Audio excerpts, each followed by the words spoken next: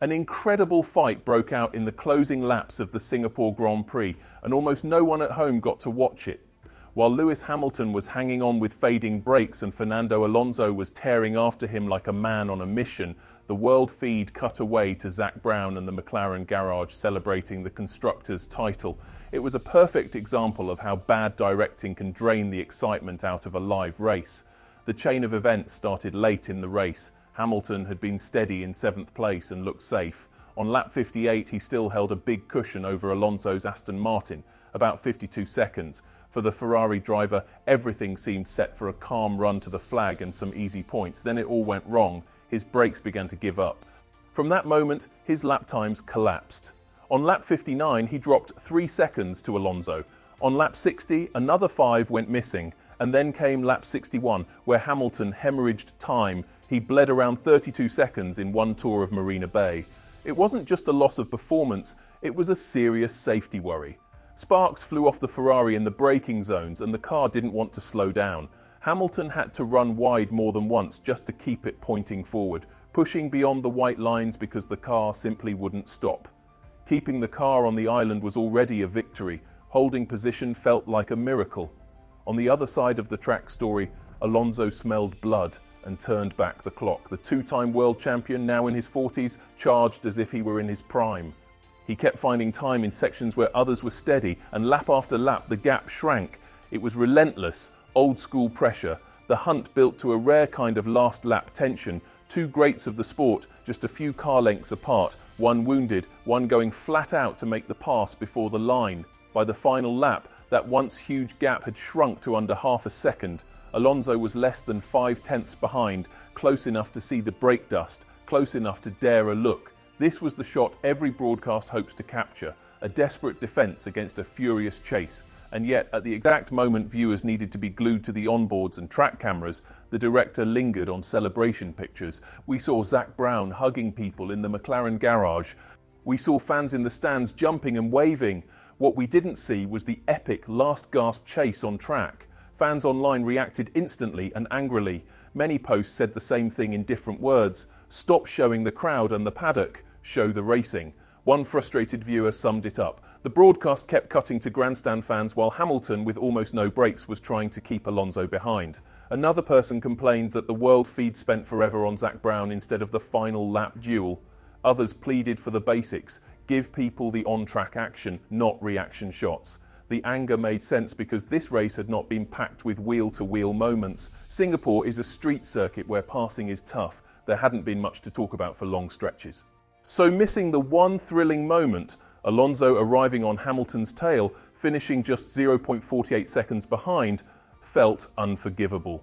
Even Sky's lead commentator, David Croft, hinted on air that the directing choices were wrong, telling viewers the pictures should have been showing the Hamilton-Alonso showdown. When the commentators themselves can't hide their annoyance, you know the coverage has gone off the rails. And it wasn't just that final chase that disappeared from screens.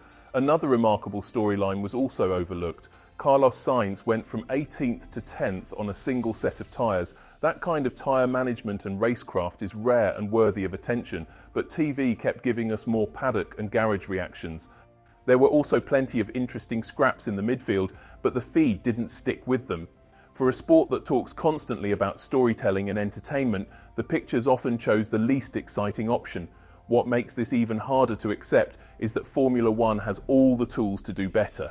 Every car has multiple onboard cameras. There are choppers in the air and dozens of cameras around the track. It's not a technical limitation. The issue is the choices in the control room, what to show, when to switch, and whether to prioritize live action over feel-good shots. Alonso's radio after the flag showed how intense those last corners really were. He blurted out that he couldn't believe it, repeating himself in disbelief after finally catching Hamilton right at the end. Then he asked his team if it was even safe to drive with no brakes, a question that showed both concern for Hamilton and shock at how the Ferrari had made it to the line at all. Later, speaking calmly to Spanish TV, Alonso explained that his team only told him about Hamilton's brake trouble with 2 laps to go. He crossed the line around a 10th behind on track, which made it extra frustrating that the fight wasn't properly captured on the broadcast. He also made a point about track limits. Rules are rules, he suggested. With or without brake issues, drivers are expected to stay within the lines. If one car is going wide repeatedly, that should be looked at. Race control did look at it. The stewards investigated Hamilton's off-track moments and decided the repeated track limits breaches were not justified by his brake problems. They handed him a 5-second penalty. That dropped him from 7th to 8th, and Alonso moved up to 7th. In a way, Alonso got the result his effort deserved. But the damage was done for viewers. The best on-track story of the race had been barely shown in real time. People who pay for F1 TV or Sky subscriptions want to see the racing itself, not endless celebration shots or random crowd pans. This isn't just a once-off annoyance, it's part of a bigger pattern that fans have been talking about for years. Too often, the director chooses reaction instead of action, cutaways instead of on-track battles, celebrity cameos instead of honest racecraft.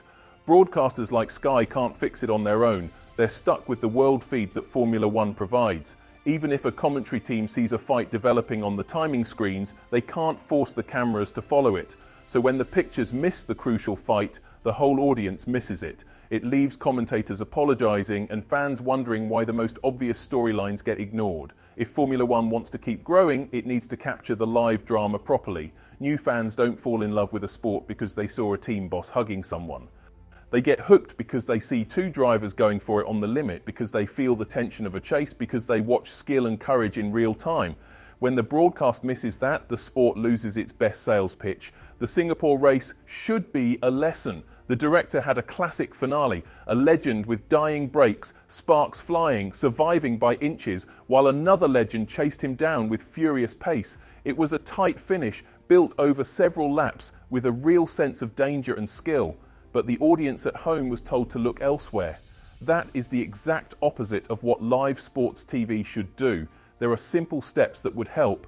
When a gap is dropping by seconds, the feed should switch and stay with it. When timing screens show an on-track battle forming, that should override garage shots and crowd pans. And if a celebration must be shown, it can always be replayed later. The wheel-to-wheel fight cannot. Picture-in-picture would also help for crunch moments, letting viewers see the duel and the reaction at the same time. None of this requires new tech, only better priorities. In the end, the final order changed after the flag because of penalties, and Alonso got the place he'd chased so hard. But no penalty can fix a missed moment. Fans wanted to see the whole story unfold live, not hear about it afterward or watch a short replay. A sport that prides itself on speed and precision should demand the same from its broadcast direction. If F1 really listens to its audience, it will learn from this and stop turning away when the best part of the race is happening right in front of us. Thank you for watching. If you liked the video, subscribe to the channel and leave a comment below. See you in the next video.